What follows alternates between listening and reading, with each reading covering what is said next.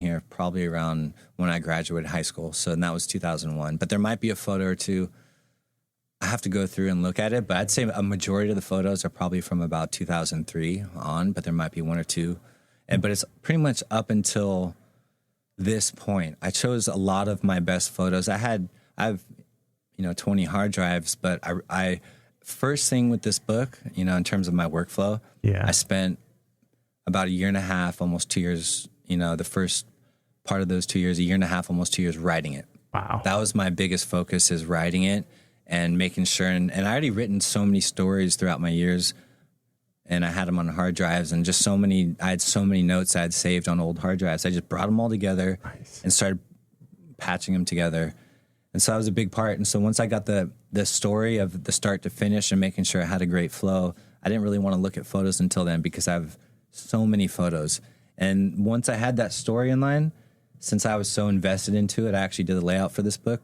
I felt like I had to research and go through all these 25 hard drives to find the best photo or the photo from that story. Because, for example, I went to South Africa and stayed with Twiggy, and I went out to dungeons and got barreled.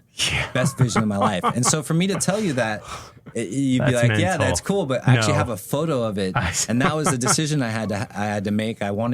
It's almost all my photos, but there's certain times, for example, when I went to Cape Town, when I had one of the best barrels of my life, and I reached out to the photographer down there who captured it and included it just to kind of give perspective. Yeah. And then also, I did a trip to Ireland where I stayed with Fergal Smith, and we were hanging out with Mickey Smith and Tom Lowe.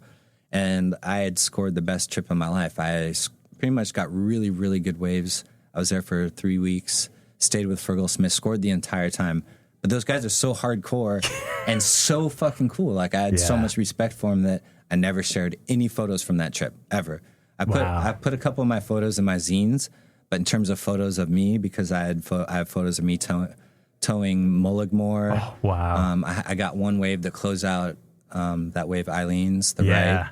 I had this monster barrel. I had all these incredible, I had a lot of really great waves, but I didn't really feel like sharing them on social media just because I wasn't there for that. I was there to hang with these guys and pretty much tap into their really special waves. And I kind of got a feeling of what they were okay with and not. And so I never shared it. But when I was making this book, and I reached out to Mickey Smith, because he's one of my favorite artists right now. And it's phenomenal. Between his, Dark Side of the Lens, the movie he made, absolutely incredible. Anyone that's just a movie to watch. And now he's a musician, and he's so inspiring with the route he took that so what I'm getting at is I reached out to him, and he's incredibly successful, and he actually got back to me and sent me photos for my book. Nice. Which is really special, because I hadn't ever asked him for photos. And when I went to Ireland, it was, I think, 2010 or 2011.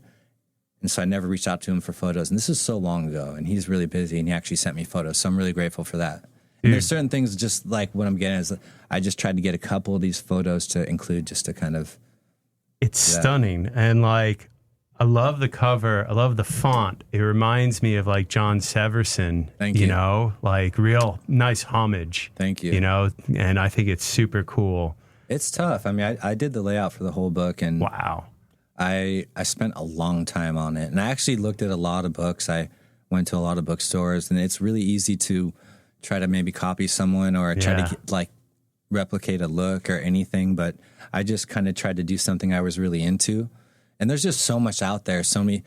And another thing is, there's a lot of fonts that have been used. Yeah. So I've been around surfing for so long with magazines and even advertising with, big brands, that I recognize certain font that, there's a couple fonts that I liked, but I remember it looked like this big corporate brand's surf advertising. And there's certain things, that I remember that I'm trying not to. You can't copy it. And as much as I'd like to say I designed this, I'm sure there's a lot of people I took influence from. Of course. I how can you not? Though? Yeah. It's we're a product of all of that, Definitely.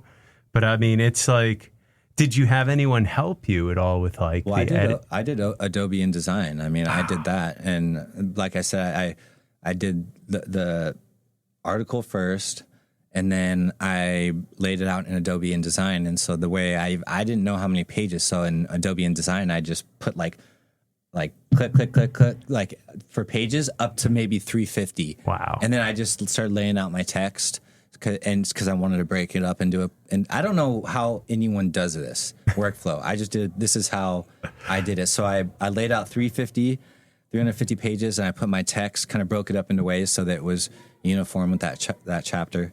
And then after that, I went through all my hard drives and found the photos to match that specific chapter. Every single one. So you had no like proper training or schooling for design. You figured it out. Well, I did the layout for all my decazines. But so it's all self-taught. Self-taught, yeah. That's incredible. Yeah, I learned a lot from all my zines in terms of printing.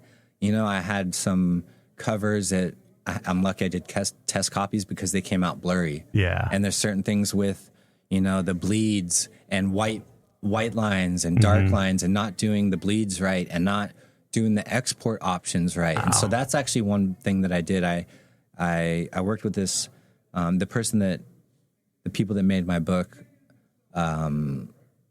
actually looked over my copy or my export options. Yeah. And they're like, yeah, it's good. Nice. So they had a professional at the place and they were incredibly nice, the people that I worked with. And so they did that. But in terms of me learning it, I learned a lot because there's a lot of zines. In my first 5 zines I made, there's a few that just are completely off, or there's white lines. Like I said, there's errors. And when you're desperate, during those times, I would spend months making these, and I was kind of just desperate to get it out. Yeah. Whereas a lot of times you have to copy edit it, copy read everything, and I read my book, and it was hard. Like I read my book probably 100, 250 times, like before it went out, just to make sure there's no errors. And with my right eye fucked up, it was difficult. It'd make me almost, after hours, it'd make me dizzy, and I have to take breaks, and my mental focus is, I'd be strained. And so that's a thing that was tough, but I knew I had to, kind of go that route. It's beautiful. And if there's anything, sometimes I get caught up talking about stuff. I think if you ever want to return to something, you just let me know. No, this is awesome. All right. What I want to talk about now is how you ended up working at Tavarua for a while. Yeah. Because how cool was that? Like, yeah. I read this story how you, like, basically hit up John Roseman when you're, like, 13 or 14 and, like, just wrote him a letter wanting to work there. Like, yeah, I wrote him. So cool. That's actually it's a pretty important chapter in my book, because when I was really young, growing up at Windansea, a lot of boatmen from Tavarua at the time grew up at Windansea and were there, and I looked up to them. So when I was 15 years old, I hand wrote a letter to John. I knew where he lived. I just asked around town. I'm like, I found out where he lived. I didn't even know him. For our listeners, John Roseman is one of was one of the owners of Tavarua. Yes. And grew up surfing La Jolla and was one of the founders also, correct? Yeah, thank you. So John Roseman lives near Windansea, and he's one of the owners of Tavarua. And I knew that. And I knew he was the person I had to talk to in order to get that job. So when I was 15, I hand wrote a letter and just said, "Hey, John, my name's Derek Dunfee. I've done everything to, all the right things to be a boatman. I took CPR classes, EMT. I took Red Cross. I did so many random classes just to kind of show him this list of things. And at the end, I said, and thank you so much. And by the way, I'm 18 years old. I'm ready to work," or something. In terms of the order of that, but I told him I was 18. And part of this, so I wrote the letter, and I just. By the way, John, just to make sure, I'm 18. Yeah. Don't look at the birth date on the resume. But well, no, I didn't put my birthday. This thing's handwritten. I left my house in my trunks, walked like 8 blocks over to his house. I knew where he lived, and knocked on his door, and he opened it, and he's pretty much like, "Hello." And I remember I'm like, "Hey, Mr. John Roseman," and I shook his hand. I'm like, "I have a letter for you," and I gave it to him.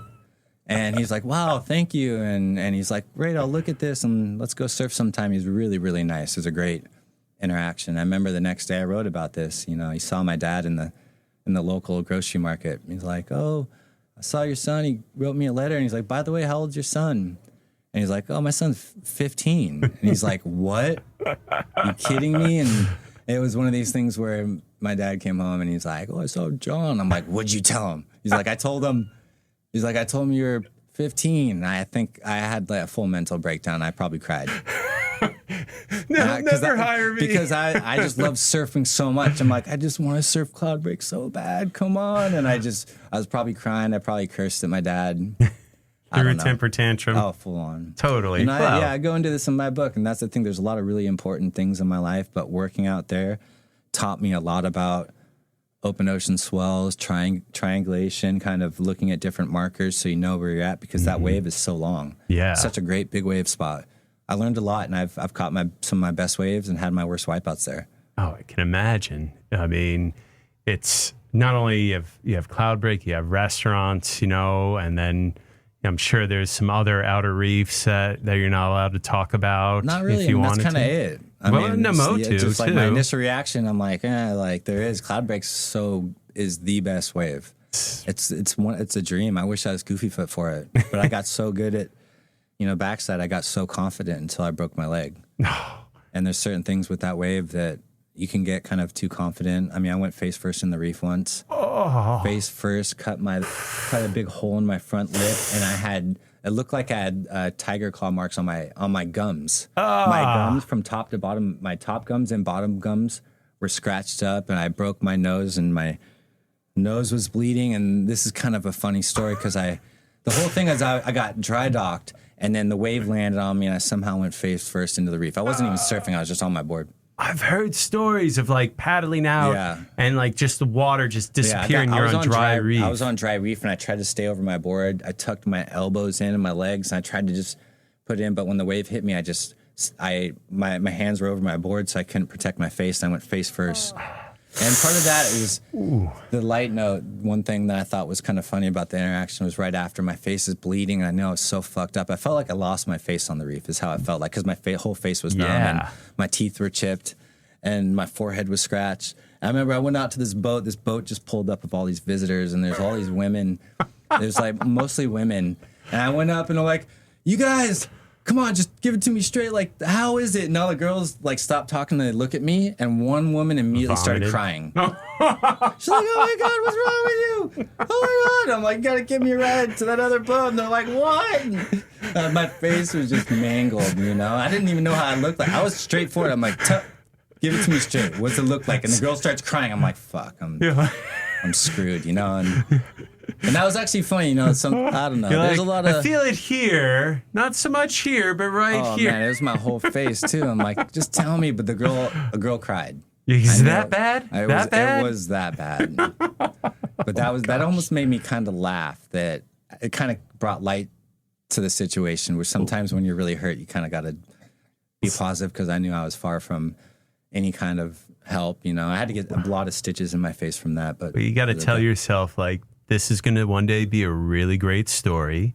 And oh man, you tell yourself chicks dig scars, and yeah, it's a learning lesson though. Sometimes I learned a lot. Like, I'm never going that deep on cloud break. You just kind of know certain spots you can't go that far inside. Otherwise, you're just, unless you have booties on or gloves, you can just walk out of there. I can't imagine then like what it would have been like during that thundercloud session. I was there. What was that like? Well, that was one of the times I had my worst concussions, because I caught a small wave. I was next to all these boats, and this was actually one of the worst concussions, where I was dizzy for 4 months. And I went out there and I caught kind of a smaller wave. It was just a shoulder. I really didn't even travel long. It was just how big is a smaller wave on that day though? This was the morning of that huge swell, so it wasn't very big. It was like kind of like an average day at cloud break, and it got 15-foot face, maybe? Yeah, probably 10 to 15 foot. Maybe like I wouldn't even say I caught a wave, but normally it's just like I got a warm up wave. That wasn't a wave. That was a ripple. No, it was. It's hard to even talk about. That wave was like, that day was so insane. So I got this tiny wave just to warm up the day, just because I know it was going to be an incredible day. I went and sat next to the boats, and when I sit next to the boats, it's kind of a scene out of a movie. I was sitting there. I'm like, how you guys doing? What do you think? There's going to be a big set coming? And all of a sudden I look at them, and they're like, oh shit, there's a big set. And all the boats, like 15 boats, go, they go outside. And I'm like, what the fuck? I was in the channel next to the boats. Holy. And I look out, and there's this very monster set coming. I'm like, holy fuck. I start paddling, and I start paddling. I'm like, oh, I'm going to make it. I'm in the channel. I'm like, I'm in, I was telling myself I'm in the channel. And the thing's growing and growing. And all of a sudden it just grew and broke faster than almost any wave I've seen because cloud breaks really fast. And it's perfect. But the thing grew and wedged and pretty much the lip. I was paddling as hard as I could, and I thought I was going to make it. And next thing I know, I'm like, oh my gosh, this thing's going to break directly on me.